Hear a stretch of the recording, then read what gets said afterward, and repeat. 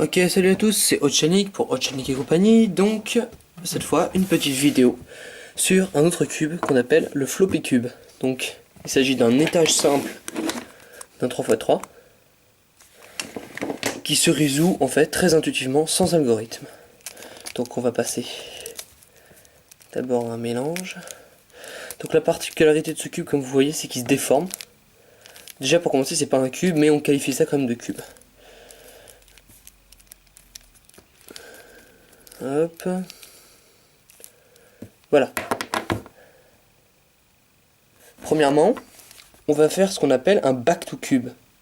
Back to cube, en anglais, ça signifie revenir au cube. Pour ça, on va aligner des blocs de 2. Par exemple, là on a un bloc de 2, là on a un autre bloc de 2. Hop, un bloc de 4, un bloc de 6, un bloc de 8. On n'en a plus qu'un ici. On va l'aligner avec ce bloc-là, le remonter. Allez, ici, et revenir. Tout ça, c'est super intuitif. Je remélange pour vous remontrer. C'est vraiment le Rubik's Cube simple. Voilà. Alors, un premier ici. Un deuxième là. Un troisième là. Et enfin, le dernier. Deuxième étape, on va faire ce qu'on appelle un corner first. Alors, ce qu'on appelle corner first, c'est le nom d'une méthode, pour commencer. Mais c'est aussi le principe de faire en premier les coins. Donc là, comme vous pouvez le constater, les coins sont déjà retournés. Néanmoins, ils sont pas au bon endroit. Orange-vert, bleu-orange, déjà ça va pas. Exact, en fait, ils devraient être dans cet ordre-là. Or, ils ne le sont pas. Donc on va utiliser un truc très simple, qui est le fait de retourner une première fois, puis retourner dans ce sens-là. Vous voyez tout de suite que vous avez deux rouges. Si ces deux-là sont bien mis, ces deux-là ne peuvent être que bien mis aussi. Ensuite, vous allez vous demander comment est-ce qu'on va faire pour retourner nos blancs, sachant que là, n'en apparaissent que deux. Mais alors, où sont les autres? Ça veut dire que vous auriez seulement deux arêtes blanches ici? Non, c'est pas possible. En fait, c'est simple. Les arêtes blanches, elles se cachent. C'est-à-dire que si vous faites un petit quart de tour, ici, vous pouvez voir qu'il y a d'autres arêtes sur les côtés. Et bien là, faut en profiter. Donc concrètement, je crée un petit décalage. Je retourne mon arête, je la baisse. De l'autre côté, voilà.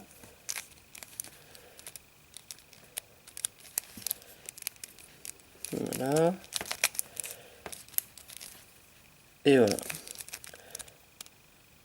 Et comme je suis un gros malin, on se retrouve dans ce genre de cas, parfois. Des cas un petit peu dégoûtants. À ce moment-là, vous pouvez user de certaines techniques assez intéressantes. Par exemple, là, ce que je viens de faire, on était donc comme ça. Vous allez utiliser comme si vous utilisez M2. En fait, ça revient à faire cette technique, ce que je vais faire.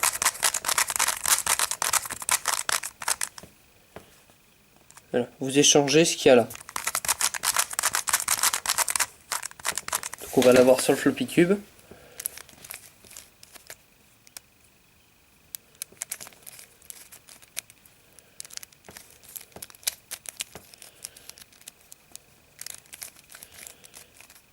Ça marche toujours pas.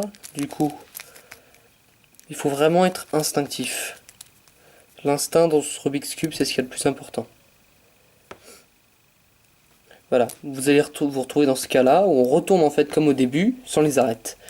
Sauf que ce coup-ci, on voit que tout est au-dessous et est bien orienté. Bah, il faut le remonter. C'est un cube qui se fait vraiment ultra facilement en fait. C'est que de l'instinct, il n'y a pas vraiment d'algorithme à proprement parler. Bon, je vais associer à tout ça une petite résolution Je vais essayer de faire ça le plus vite possible, sachant que ce n'est pas un cube fait pour la compétition, premièrement, mais aussi que c'est pas un cube facile à tourner. La prise en main, comme vous pouvez le voir, est un petit peu dégoûtante, surtout que les stickers ont tendance à s'effriter, parce que le cube en lui-même est assez mal conçu.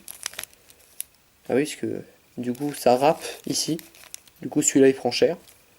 Voilà, je l'ai mélangé.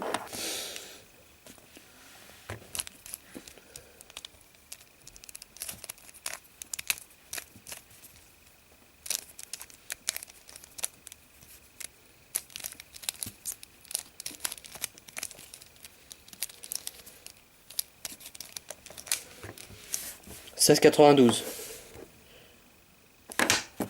Comme quoi, c'est vraiment facile à la portée de tout le monde. Je vais essayer de refaire un autre score vite fait. Moi, mon record est de 8 secondes sur celui-ci. Donc, comme quoi, c'est vraiment la simplicité même. Alors. «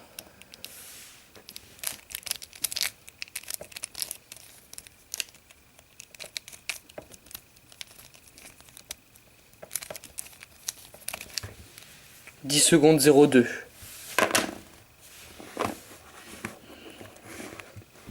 Allez, pour le plaisir. Encore un petit peu.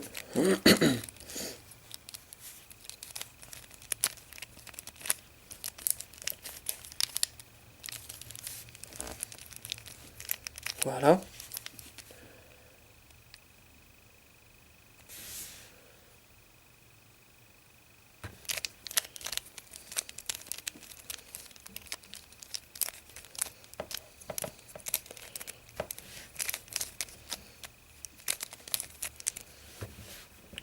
Merde.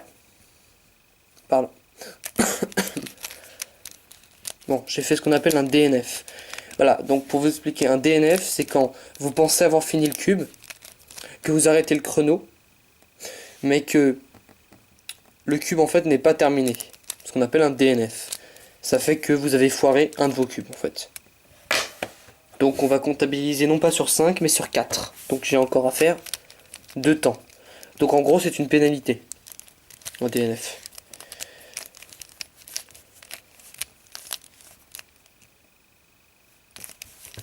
Bon, allez, hop, voilà.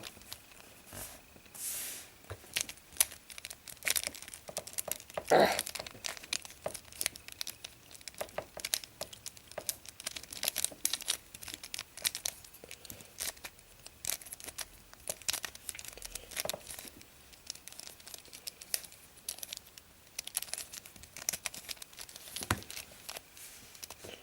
Vingt 21.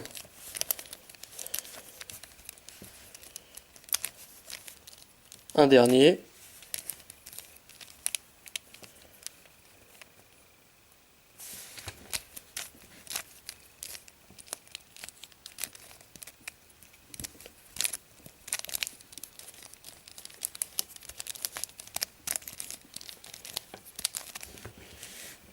« 12,82 ». Donc, les scores. Donc, 16,92, 10,02, un DNF, donc on ne le comptabilise pas.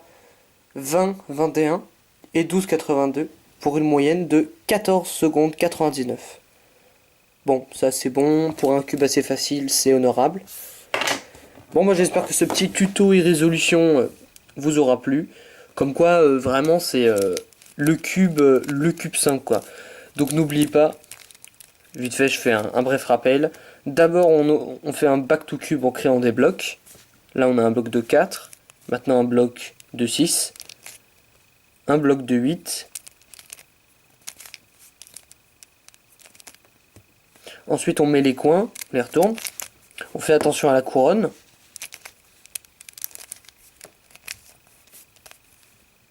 Et enfin, on retourne les arêtes.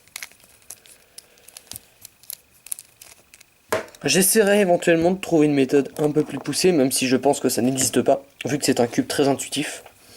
Et si je la trouve, je la prends pour vous, et je vous la présente. Allez, à bientôt!